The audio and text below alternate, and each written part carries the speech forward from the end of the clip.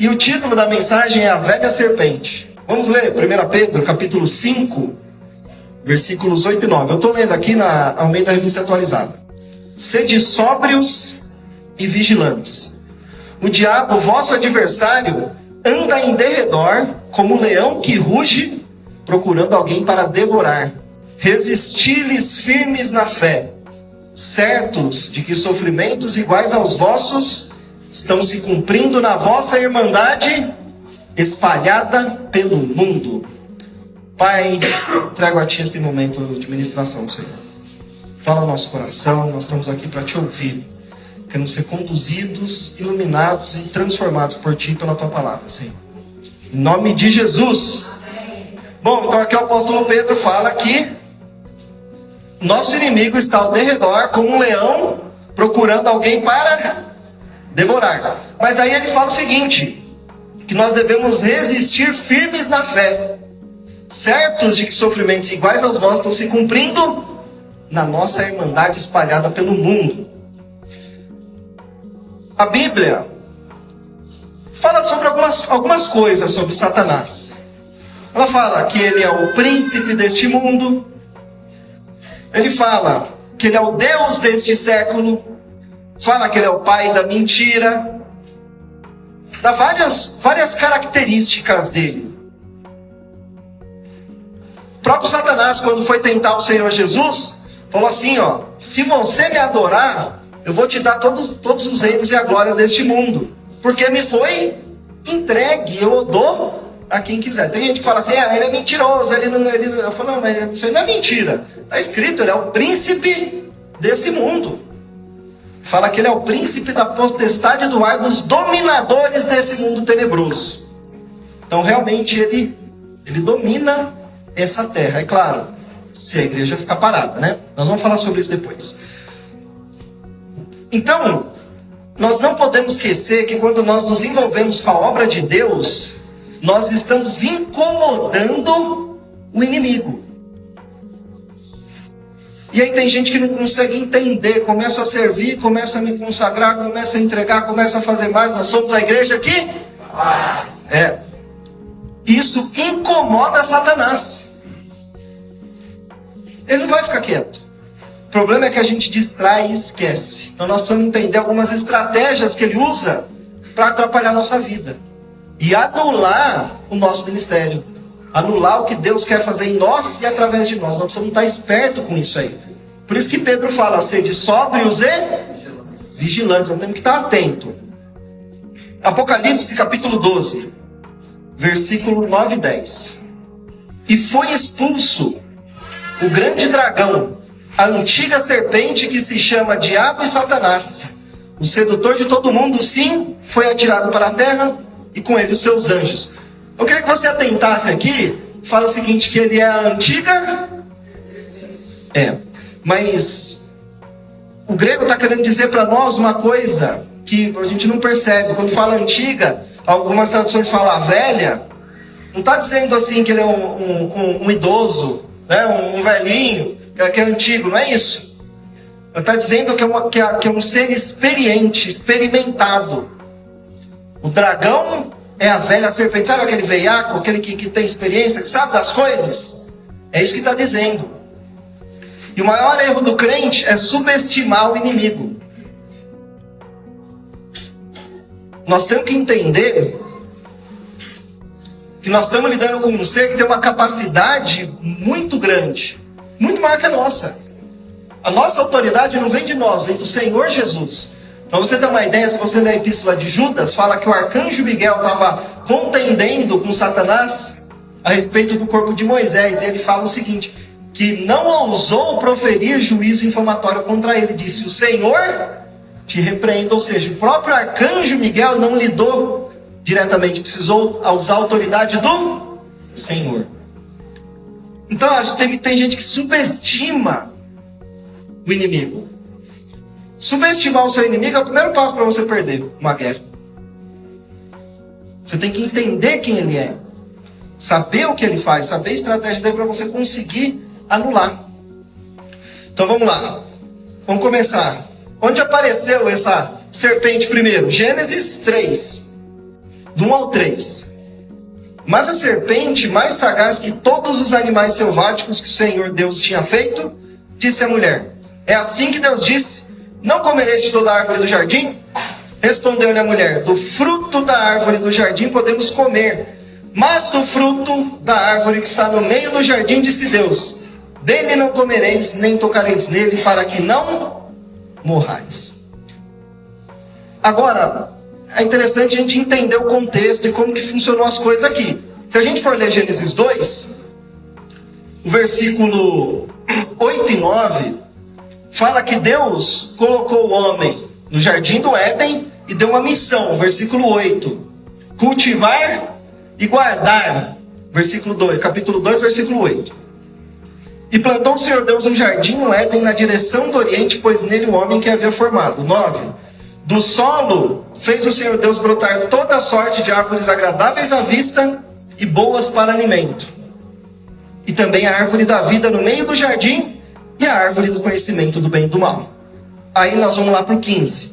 Tomou, pois, o Senhor Deus ao homem e o colocou no jardim do Éden para o lavrar e o Senhor Deus lhe deu esta ordem: de toda a árvore do jardim comerás livremente, mas da árvore do conhecimento do bem e do mal, porque no dia em que dela comeres, certamente morrerás. Quando nós vamos ler a Bíblia, nós temos que ler com atenção. Não podemos ler assim, ó. A Bíblia não desperdiça palavras, ela é muito sucinta. Então nós temos que dar muita atenção. Tudo que está lá é importante. Não é porque um texto teve uma coisa, outro não tem, você passa direto. Não, essas coisas têm que chamar a atenção. Se a gente olha para o versículo 17, o que Deus falou para Adão aqui, ó? Dela não comerás. Deus falou isso para Adão. Quando a Eva falou para a serpente, o que ela falou? Versículo 3, do capítulo 3. Não comereis dele e... Foi isso que Deus falou para Adão? Deus falou: não comerás. Então, ó, isso aqui já chama atenção. Eu tenho que prestar atenção nisso aí. A mulher foi feita aqui, segundo o texto, depois que Deus tinha dado essa ordem para Adão. Então, provavelmente, quem passou essa informação para Eva? Provavelmente, eu fico imaginando, Eva aparece lá, né? Adão acorda e falou: oh, que maravilha, agora foi. E aí, provavelmente, eles conversaram. Nós temos que entender isso, né? O que eu estou fazendo aqui? O que é? Adão contou a história para ela e falou o seguinte: olha, Deus colocou essas árvores aqui e nós não podemos comer. Será que Adão foi querer se assegurar? Eu fico imaginando isso, né? É melhor eu frisar bem isso aqui, porque ela é melhor nem tocar. Não sei, né? A Bíblia não diz. Ó, Eva, Deus falou para não comer, mas nem toca também. Mas Deus tinha falado: não como. Satanás é muito esperto. Uma das estratégias dele é saber se você está claro do que Deus falou. É saber se você está sabendo exatamente o que a Bíblia diz e o que Deus tem para você. No momento que você mostra que você tem dúvida, ou que você está inseguro com relação àquilo, ou fala uma coisa diferente, ele sabe que pode entrar. E foi aí que ele pegou Eva. Ela não estava muito certa. Depois eu vou falar sobre comunicação. Outra coisa, qual foi a missão que Deus deu para Adão? Cultivar e guardar. Antes disso, qual árvore estava no meio do jardim? Qual? Aí, tá vendo? Satanás já tinha pego vocês. Vamos ler Gênesis 2, versículo 9. Vamos lá. O Senhor Deus fez brotar tal. E a árvore da vida onde? Qual árvore estava no meio do jardim? E a árvore do conhecimento do bem e do mal. Pode ser que estava uma do ladinho da outra? Pode, né? Mas para Deus, qual árvore era no centro? A árvore no meio, a árvore da vida. E a Eva falou assim, ó, olha lá de novo. Por isso que é bom ler com atenção. Gênesis 3. A árvore que está no meio dos jardins, disse Deus, não? Perceberam? Aqui eu percebo uma coisa, eu quero que vocês deem risada, tá? Essa piada foi sem graça para eu não ficar sem graça. Aqui já mostra que a mulher tinha um problema de senso de direção. Ela olhou para a árvore do conhecimento e falou: isso aqui está no meio. Dá risada agora.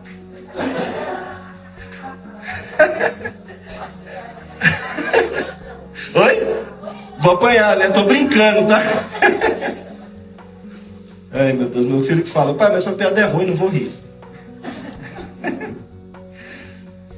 Entenderam aqui, né? Ela não estava clara da palavra de Deus. Esse foi o problema de Eva. Agora, e Adão? Qual a missão Deus deu para ele? Versículo 15 do capítulo 2. Lavrar e guardar. Outras têm. Cultivar e guardar. Cultivar está relacionado à vida, certo? A você cuidar. E guardar está relacionado a exercer autoridade. Então Deus falou para ele o seguinte: você tem que cultivar, você tem que cuidar do negócio. Mas você também tem que guardar. Você não pode deixar o inimigo entrar. Eu fico pensando, será que Adão estava cultivando e se perdeu e Satanás percebeu e entrou? Então ele falhou em guardar. A sua casa, Deus quer que você cultive e que você, se você falhar numa dessas missões, Satanás vai entrar. Homem com a mulher, o homem tem que cultivar a mulher. Tem que cuidar, tem que dar carinho, tem que conversar. A mulher também. E guardar, não pode fechar, tem que fechar as brechas, não pode deixar brecha. O pastor falou uma brecha hoje aqui. O que você tem ouvido, o que você tem visto, o que você tem falado. Tudo isso. Quando você entende que a sua vida é espiritual, muda tudo. Nós somos seres espirituais tendo experiência humana. Nós estamos vivendo nessa terra aqui, mas nós não somos isso aqui, ó. Você e eu não somos isso aqui, nós somos uma alma vivente. Então nós precisamos entender isso. Tem um mundo espiritual que está andando e girando em torno de nós, da nossa vida. E no momento que você creu no Senhor e recebeu e se consagrou, você se tornou inimigo dele. Antes você era inimigo de Deus. Você creu no Senhor, agora você é inimigo do... Você acha que ele vai deixar quieto? Então nós não podemos distrair, não podemos esquecer disso aí. Então vamos lá, o primeiro problema que eu vejo aqui é o problema de comunicação. Eva não estava clara da palavra de Deus. E alguém passou essa informação. Se alguém passou a informação certa, ela pode ter interpretado de maneira errada. Ou passar a informação errada e houve o problema. 99% dos problemas são evitados se nós temos uma comunicação correta. Olha para sua casa, olha o problema que você tem no seu casamento, no seu trabalho, onde for. Pode perceber, problema de comunicação. Por que brigou na minha casa? Falei o que não devia, falei do jeito que não devia, falei na hora que não devia. É assim ou não é? Pode perceber. Por que gerou um trauma na sua vida? Seu pai falou alguma coisa. Você não presta, você não vale nada, você não vai dar nada, tem vergonha de você, não gosta de você. Ou pede para você fazer alguma coisa, você criança não entende direito, faz errado, depois ele briga. Se você for perceber, a comunicação sempre está em tudo. Então nós precisamos aprender a nos comunicar de maneira correta. Coloca isso na sua cabeça. Tudo pode ser dito da maneira certa, na hora certa e no lugar certo. Vamos falar de novo. Tudo pode ser dito da maneira certa, repete. Da maneira certa. No lugar certo, e no momento certo. Isso aí vai fechar muitas brechas. Pensa comigo. A mulher está vendo uma coisa que não gosta do marido. O pai está vendo uma coisa que não gosta do filho. O patrão está vendo uma coisa que não gosta do funcionário. O funcionário não está gostando de uma coisa e precisa falar. Se você não fala, como você fica? Você começa a oprimir, não fica? Você vai guardando. Chega uma hora que acontece o quê? Explode. Então precisa falar. Tem gente que não consegue falar não. Tudo que pede para ele fala sim. Tudo que pede para ele fala, tá bom, vou fazer. Aí daqui a pouco ele está cheio de problema, não consegue dar conta das coisas, não faz nada bem, mas não soube falar não. Geralmente a pessoa que não fala não, ela tem um problema de insegurança muito grande, uma necessidade de ser aceito. Ele tem medo de falar não, porque tem medo do que os outros vão pensar, vão falar, tem medo dos outros não dar mais atenção, de rejeitar. Então vai falando sim para tudo. Esse é um dos problemas que acontece muito na igreja. A pessoa fala sim para tudo, quer fazer tudo, não faz nada direito.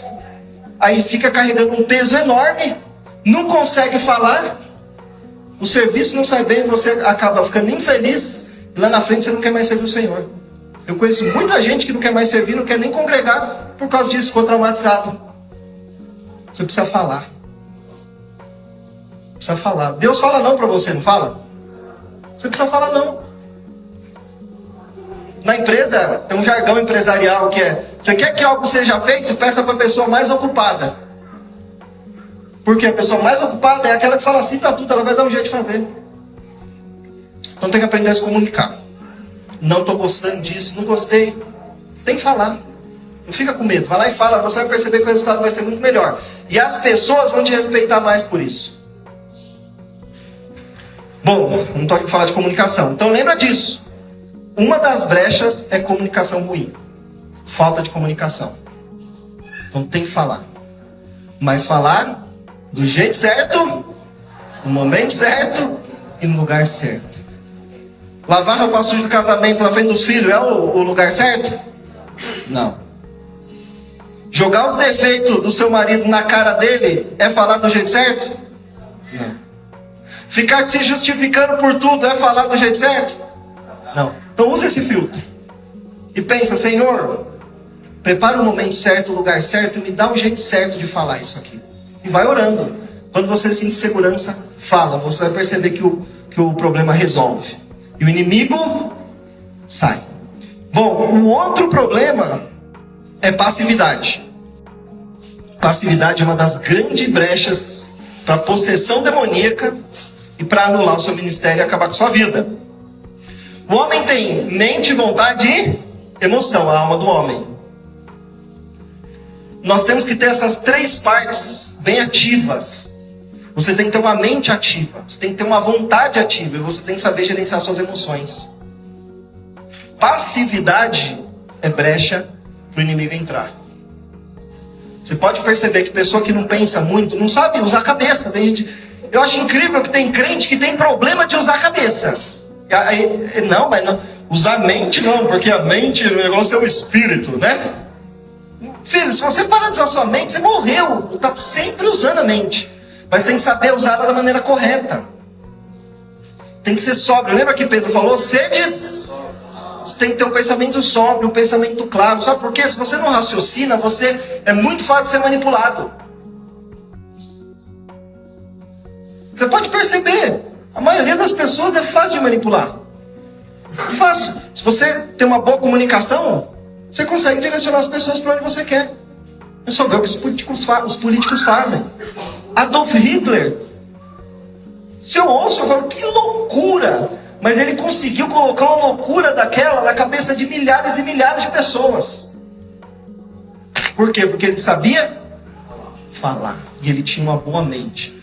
E as pessoas não têm o hábito de pensar, raciocinar. Nós precisamos usar isso que Deus nos deu.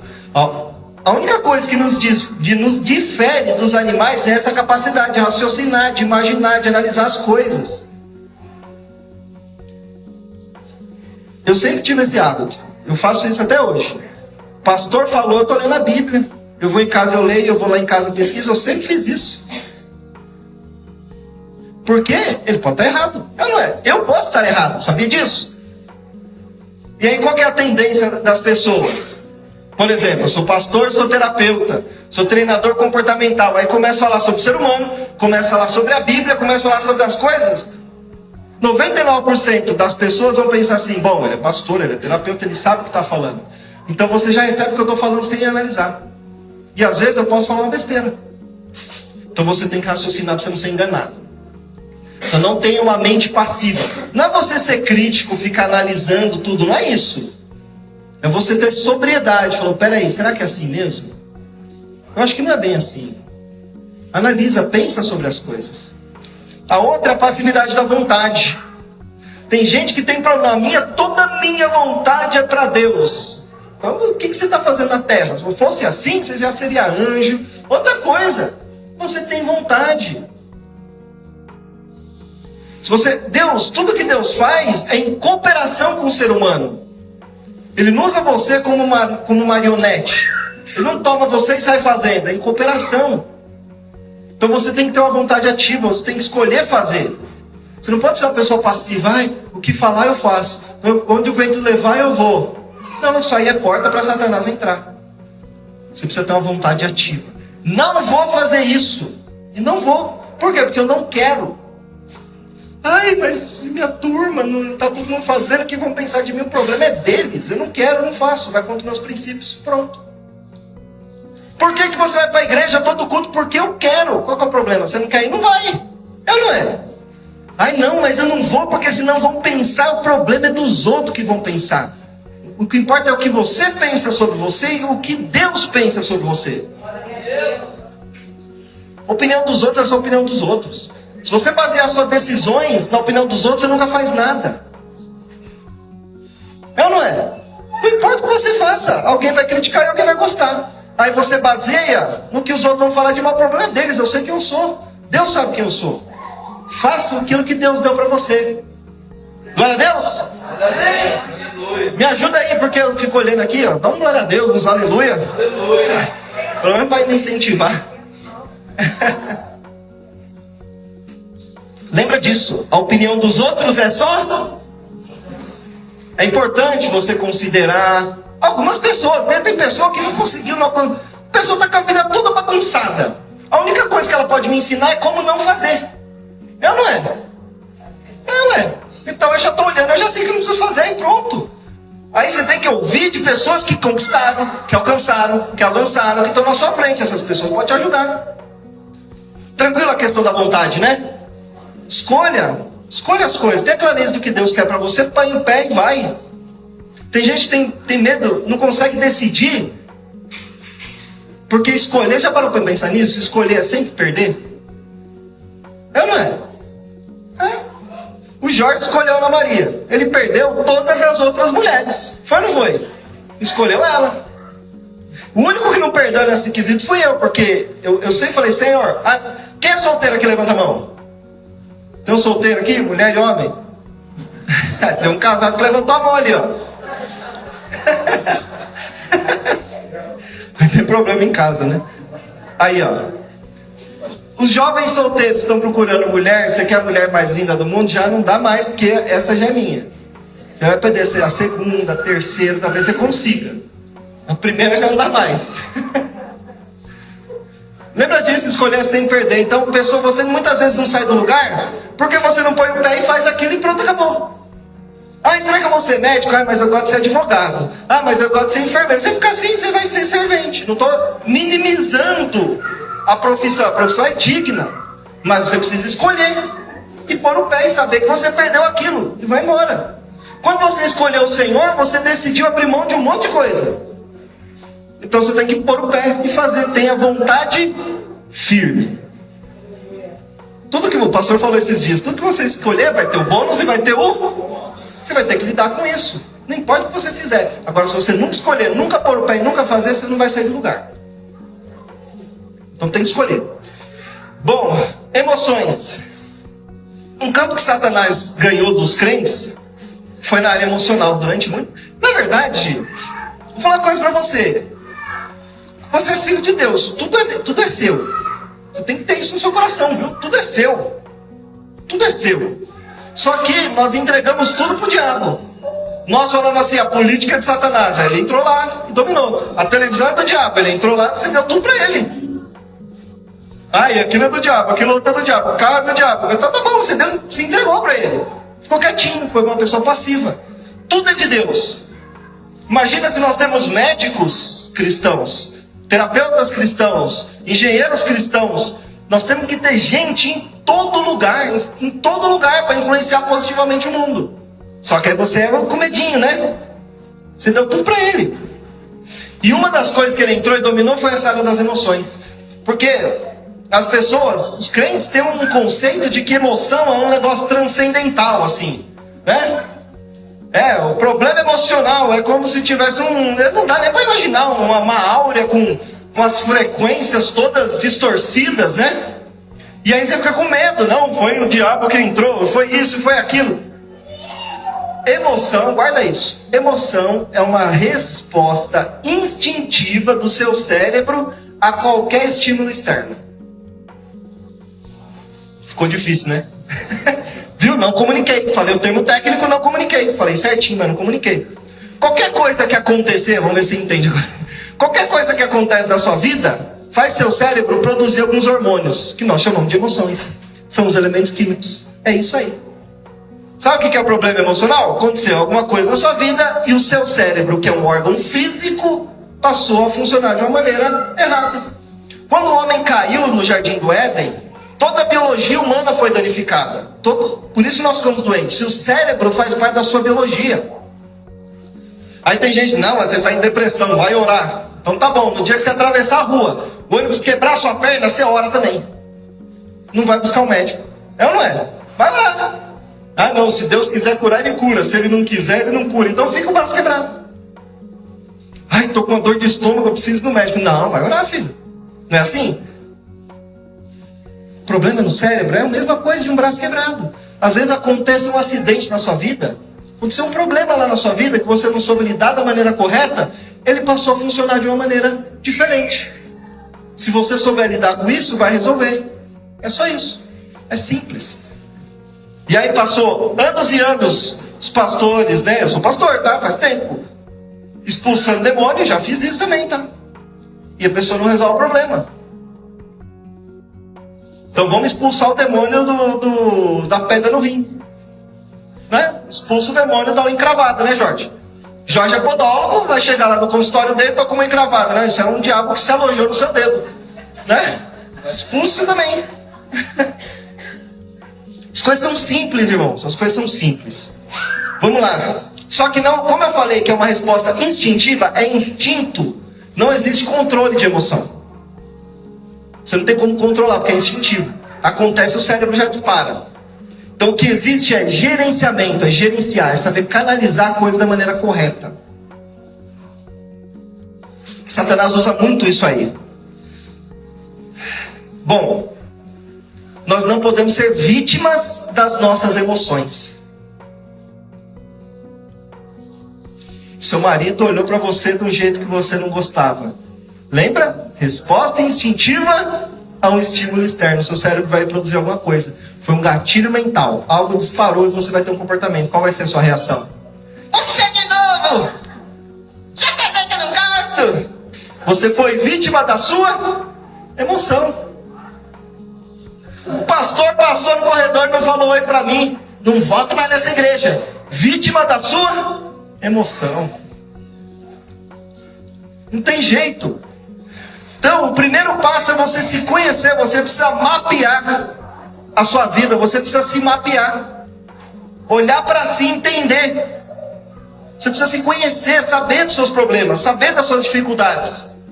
Paulo fala em Romanos que nós não devemos pensar de nós além do que convém, mas com moderação, segundo a medida da fé que Deus repartiu a cada um. Então, você não pode se achar o cara, né? Sou o top dos top. Mas você tem que saber das suas qualidades. Tem gente que tem falsa humildade, né? Já viu? Falsa humildade. Vamos arrumar as cadeiras da igreja. Aí, Ana Maria sentou na frente, aí fica mais fácil de lembrar, né? Ana Maria arrumou todas as cadeiras. Aí veio o pastor Israel, chega aqui e fala assim: uau, quem que arrumou as cadeiras? Aí Ana Maria fala assim: foi Deus. Né? Ou seja, as cadeiras flutuaram e se arrumaram sozinhas. É assim? Sabe o que é isso, irmão? Falsa humildade. Quem arrumou? Fui eu. Pronto. Você não precisa falar assim: fui eu, seu filho. Olha, ficou bem alinhado. Eu usei como que é? Uma trena aqui do lado, um nível. Mas vem cá, não precisa disso. Além do que convém. Quem foi? Fui eu. Aí o pastor vai falar assim: oh, parabéns, Deus abençoe. Não, mas não pode elogiar. Isso é uma história do capeta, viu? Isso é uma história do capeta para destruir as pessoas. Você tem que dar um reforço positivo para as pessoas. Olha, ficou bom, parabéns, Deus abençoe que você continue crescendo. Ah, mas ela vai se orgulhar, o problema é dela, não é você que vai gerenciar o orgulho dela. É ela que tem que gerenciar o próprio orgulho. Provérbios fala que o homem é provado pelos elogios que recebe. Então nós temos que aprender a receber o elogio e lidar com o nosso orgulho. Reforço positivo estimula e ajuda as pessoas. É só olhar na Bíblia, o Senhor fala assim: muito bem, servo bom e O Senhor está elogiando. O diabo quer ficar você paradinho aí. Você não serve para nada, você não presta, você não merece nada, você é um coitado. É o diabo que coloca isso na sua cabeça. Você é um filho de Deus. Você não pode orgulhar. O outro lado é os seus defeitos. Então você tem que saber das suas qualidades sem se orgulhar. E tem que saber dos seus pontos de melhoria sem a síndrome do coitadinho, que essa é desgraçada. A síndrome... Pode falar essa palavra aqui, pastor? Desculpa. Mas é mesmo. A síndrome do coitadinho. Ai, meu Deus, você não sabe. Como que é o seu nome? Evelyn. Chega com a Evelyn e falou, Evelyn, você não sabe. Não foi desde pequeno. Eu cresci lá na roça. Tinha que sair para catar manga lá toda manhã. Eu vivia. E meu pai me batia com a chibata. Síndrome do coitadinho. Você é apaixonado pelos seus problemas. Não pode encostar alguém do seu lado. Você fala os seus problemas para ele. Você ama os seus problemas. Não gosto demais disso aqui. Não vai embora não. Porque senão, como que eu vou ser a vítima do negócio? Porque eu gosto tanto de ser a vítima. Por quê? Porque todo mundo olha para mim. Talvez se esse problema for embora, eu vou perder a atenção. O que eu vou fazer? Chama a atenção de outra maneira. Dá resultado. Faz a coisa acontecer. Sem síndrome do coitadinho. Para com isso. Você não é coitado. Esse negócio de coitado é um negócio do diabo. Eu não gosto disso. Ai, tadinho dele, tadinho nada. Ele está em pé, respira. Ai, o Jorge trabalhou o final de semana inteiro. Coitado. Coitado nada. Tem gente passando fome. Ele trabalhando dinheiro. Glória a Deus. Entendeu? Ai, mas eu estou no meu trabalho e não aguento mais. Então sai. Ah, mas eu não posso sair. Então para de reclamar. Ué, você tem duas opções. Ficar reclamando, não tá bom, vai embora. Não pode ir embora, fica e não reclama. Ué. Melhor resolver o problema. E depois falar. É verdade, tem gente que fica lá, ai. Sabe o que vai acontecer? Daqui a pouco ninguém vai aguentar ficar do seu lado. Aí a culpa de novo é das pessoas, né? Porque ninguém nessa igreja é amoroso. Ah, mas você está 5 anos no mesmo lugar reclamando da mesma coisa, ninguém aguenta. Você tem que mudar. É só olhar para sua família. Sempre tem aquele lá que vai chegar na festa de Natal e vai falar exatamente as mesmas coisas e reclamar dos mesmos problemas. Tem ou não tem? Ninguém aguenta mais ele, não é? Talvez você seja esse aí. Mas é que a gente fica só olhando para os... Pois é, sempre os outros têm problema, né? E aí que entra, pessoa que procura demais o problema, o defeito nos outros, esconde um grande problema. Você fica olhando sempre para ver. Tem pessoa que acha especialista em encontrar defeito. É ou não é? Mas sabia que encontrar defeito faz parte de um mecanismo do nosso cérebro? Nosso cérebro é programado para nos fazer sobreviver. Calcular tudo que pode dar errado, todas as coisas de ruim, garante a nossa sobrevivência. Certo? Por isso que você olha mais para o negativo do que positivo. É natural, faz parte da sua parte animal. Então você não é especialista em encontrar defeitos dos outros, você é só mais um. Então você tem que ser especialista em encontrar qualidades. Quando eu faço terapia de casal, um dos exercícios é esse. Essa semana você só vai procurar qualidade no seu marido. Esquece todos os defeitos. Porque aquela pessoa que você se apaixonou ainda está aí. Você só olhou para o outro lado dela. Então, não se acha especialista porque você... Ai, sabia? Assim, né? Pastorizar é uma bênção. Mas não é mais nada, irmão. Você já sabe que todo mundo tem problema. Todo mundo tem. Encontra qualidade e seja uma pessoa que sabe potencializar a qualidade dos outros para essa pessoa crescer. É isso que faz a diferença. Você, guarda essa frase. Nós vemos as coisas como nós somos e não como elas são. Vamos repetir? Nós vemos as coisas como nós somos e não como elas são. Sabe por quê? Porque o seu cérebro só sabe interpretar aquilo que ele aprendeu. Então qualquer coisa que acontece, ele busca informação dentro. E aí ele vai fazer você reagir. Então se você enxerga aquele defeito naquela pessoa, provavelmente o quê? Só que você não quer olhar para si. As pessoas são nosso espelho. Ou você é daquele jeito, ou você já foi. Porque senão você não conseguiria identificar. Não tem como. O Josué, meu filho de 3 anos, ele sabe identificar uma pessoa mal intencionada? Não sabe. 3 anos de idade. Qualquer um engana, fala qualquer coisa. Se eu falar para ele que existe cavalos com rabo de raposa e orelha de coelho, ele vai acreditar. Não vai? Mas se eu falar para o Miguel vai falar não. Por quê? Porque já aprendeu. O cérebro tem base agora. Então, ou você já foi daquele jeito, ou você é. Então, no fim, sempre é melhor olhar para si. Viu o defeito na minha esposa? Eu falo, Senhor, será que não sou eu? Mostra para mim se eu não sou assim. Ilumina, será que eu estou tão cega assim, Senhor? Que o Senhor coloca essas coisas na minha frente para eu poder enxergar? Mostra para mim quem eu sou. Não quero ser assim. Se você chegar à conclusão que não é, glória a Deus. Beleza. Mas pelo menos você olhou para si. Esse é o segredo. E Satanás quer desviar sua atenção. Porque quando você fica assim, você peca e não sai do lugar. Alguém enxergou um defeito em si aqui? Levanta a mão. Eu enxerguei. Quando eu estava orando e preparando essa palavra. Se você tem um problema, peça ajuda. Peça ajuda. Senhor, prepara uma pessoa que possa me ajudar nisso aqui. Pedir ajuda não é fraqueza. Só homem de verdade, mulher de verdade reconhece a fraqueza, reconhece que não tem condição de mudar e pede ajuda. Tem que ser muito macho, muito cabra macho e cabra fêmea para reconhecer que a sua fraqueza e falar, me ajuda. Agora, para te encorajar, eu vou ler o exemplo do próprio Senhor Jesus, tá? Esse é o último versículo de hoje, tá? Mateus 11, 28 ao 30. Ah não, perdão, é 26. 36 ao 38. Então chegou quem? Jesus. Com eles a um lugar chamado Getsemane. E disse a seus discípulos, assentados aqui enquanto vou além, orar. E levando quem? E 2 filhos de Zebedeu, que é Tiago e João. Começou a entristecer-se e angustiar-se muito. Mais um. E indo pouco mais. Então lhes disse, olha só o que o Senhor falou. É que é bonito, é poético, mas ele falou assim, ó. Eu estou muito triste. Estou muito angustiado. Fica aqui junto comigo. Jesus pediu ajuda para os discípulos. Agora, se você é mais forte que Jesus, aguente seu problema sozinho.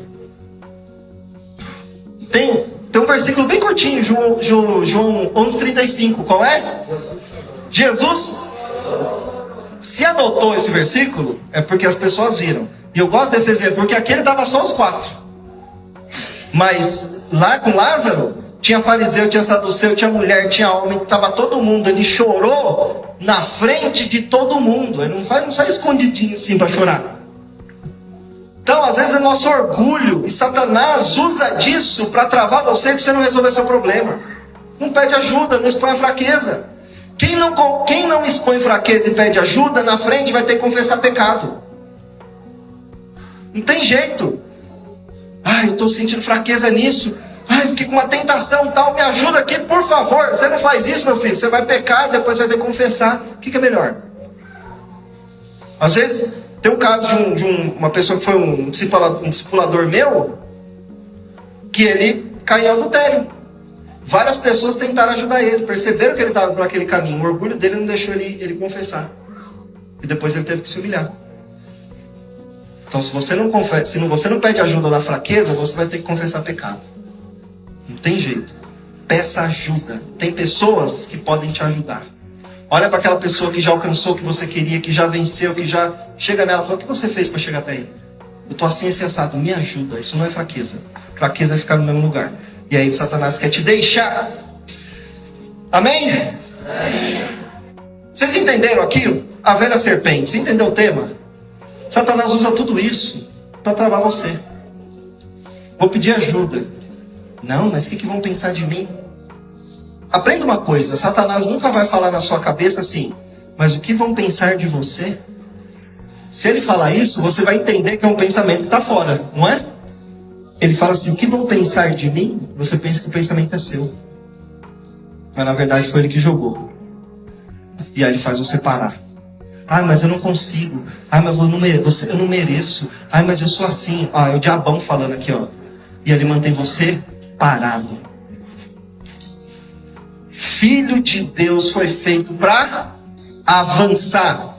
Tudo no universo está em constante movimento. Essa mesinha aqui, ela está parada ou está mexendo? Tem certeza? Acho que vocês faltaram na aula de física. Isso aqui é um conjunto de prótons e elétrons se movendo numa velocidade incrível. E aí você pensa que está parado, mas não está. Isso aqui está em constante movimento. Se você for pegar o microscópio e for olhando, isso aqui está assim, ó. Tudo, as paredes, tudo está em constante movimento. Então você não pode parar. Não aceite nenhuma área da sua vida parada. Não empurre nada com a barriga. Você é filho de Deus. A vida de Deus está dentro de você. Tudo que é necessário para você vencer, ser feliz e romper na vida está aí dentro. Satanás quer parar você. Você não pode parar. Ninguém pode parar você. Não tem limite para o que Deus pode fazer na sua vida e através da sua vida. Está muito fraco. Não tem limite para o que Deus pode fazer na sua vida e através da sua vida.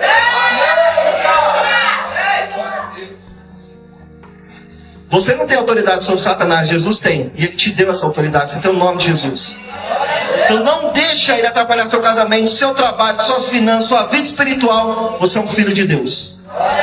Aleluia! Amém?